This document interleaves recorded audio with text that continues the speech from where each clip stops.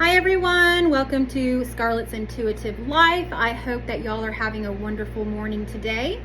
Today I'm going to be making quiche. So what is quiche? Quiche is basically like an egg pie. So if you have chickens at home, you probably have made a quiche before. I have chickens, so I have a lot of eggs, so I'm going to be using them up today making this quiche.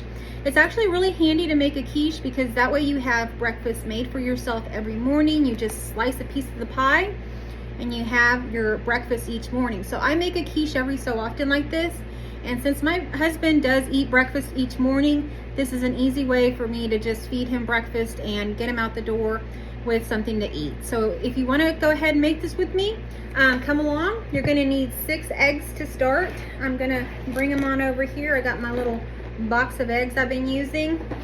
I ordered this box offline. I've been looking for a carton or something that's reusable for my eggs. If y'all have any ideas, comment down below of anything that you think for eggs. Anyhow, you're going to crack 6 eggs, and I'd like to save the eggshells, so I'm going to get myself a little container for the scraps for my chickens. And so I kind of do the exchange system with my chickens, with my hens. I use an egg, and just like in Mexico, you would have like you have a soda, like a glass bottle soda, and you'd return the glass bottle and then you'd get another or whatever. You know, you get money back, but in this case, I'm returning my eggshell to my chickens so that they can refill them. So we got 1, 2, 3, 4, 5,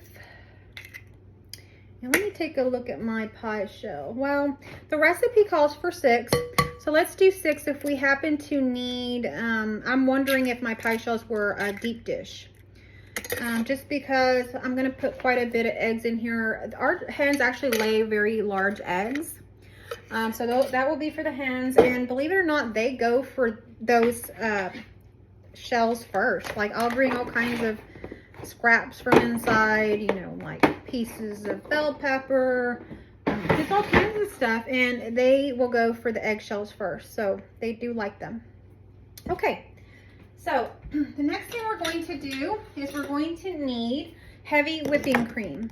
So you're going to get yourself some heavy whipping cream. This is what it looks like, and you're going to need 3/4 cup of the heavy whipping cream. I'm just coming behind y'all here to get a measuring cup. So get y'all a measuring cup, and you're going to do 3/4 cup of your heavy whipping cream. So there's 3/4 cup. Go ahead and pour it directly into your eggs there.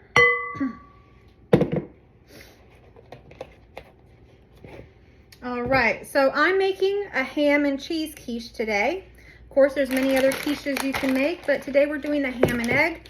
So you're going to get yourself the diced ham. I got this one from Walmart. This is what it looks like. And these are nice because they're already diced, and so you can use them very nicely in your quiche. You're going to fill up your cup. And so you're going to have a cup of diced ham. Okay, so fill up your cup of diced ham, and there it is. Go ahead, pour that into your mixture there. And the next thing we're going to do is cheese. So get yourself the cheese that you're going to want to use. I'm going to use cheddar. Cheddar and ham is always very good. And you're going to do a cup of the cheddar.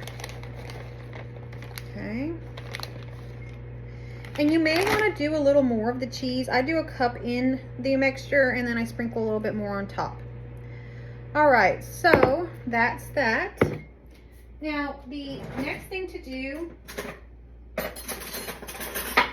is to get yourself salt and pepper. So you're going to just kind of salt and pepper your mixture here to taste.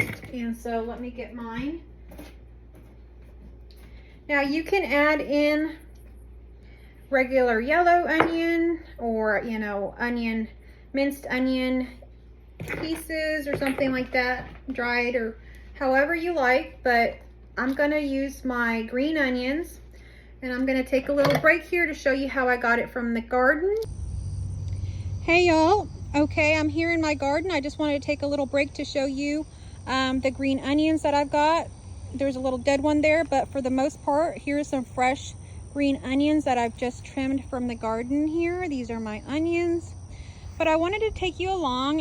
If you go along your yard, you may have wild onions growing in your yard. So we always have wild onions growing, but we, you know, cut our lawn and stuff like that. So of course, it's not growing to this height, so we don't see it like that. But what will happen is you'll cut the lawn and it'll smell like onions. And that'll indicate that you have some wild onions growing. And so for example, I'm looking for some here where it's a little bit bushier, but I don't see any. So what they're gonna look like is exactly like this. So let's get closer to them. They're gonna look like this. They're gonna kind of look like flowers. They're gonna give off a top like this, but they're gonna grow. They're gonna look like onions, of course, and the top's gonna be like this. And that's what the seeds are in, that's the pod. Anyhow, you'll have to go through your yard and kind of identify them, maybe look for a picture online so that you know what to look for. But pick yourself some wild onions. Let's go inside and let's finish this quiche. And you're going to just maybe take 3 of the stalks and just kind of, you know, cut them into your mixture. Now, if you're doing the white onions or yellow onions or something like that, maybe dice half an onion into your mixture here. And this gives it a little flavor. So if you do like onion, try to put a little bit in there. If you don't have actual onion, like I said, if you have like onion powder, that works really good as well. You're just going to put a little bit of that in there, just sprinkle it to your taste. And so go ahead and just do that. You can make all kinds of different kind of quiches. I'm planning to maybe show you just my favorite quiches. So my ham and cheese quiche is my favorite. And then I also like to do a different quiche that's a little bit like I call it like a white quiche. It's more like mozzarella or like the white cheeses, and it's got spinach in it. Okay. Anyhow, now we're going to mix all of this. I've salt, peppered, everything's in here. Now we're going to get your whisk. Now my mom gave me this handy little whisk. It's really cool. Look, you just look how it just spins. So you can do that on here. I'm just kind of mix it first and just make sure everything's kind of incorporated together, and then I'm going to start mixing with my fun little mixer that I got. You can use whatever mixer you have, whatever works for you. This one I think works a little better for mixing drinks, although it's doing pretty good here. When you're doing your quiche, you want your quiche to be really fluffy. So really mix it in there. Get your egg and your cream really mixed up well. If y'all have any tips or suggestions about making quiches, comment down below. Everything I make, I learned to pretty much do myself. Either I tasted someone else's and went home and tried to recreate it, or looked up recipes, or just came up with it on my own. So if y'all have different ways of doing stuff or whatever, let me know down below. You know, let's share our tips and tricks with each other. Anyhow, I think that my mixture is mixed up well enough. This is what it looks like. I spilled a little bit of it. Anyhow, I'm going to go ahead and put it in my pie crust now. So I'm going to move some of my kind of dirty items to the sink here so I have a little more space. All right, kind of clean up the scene, right? So clean up your scene a little bit, make some space for your pie crust. These are the pie crusts I got. They're just the traditional pie crust. I got the Great Value from Walmart.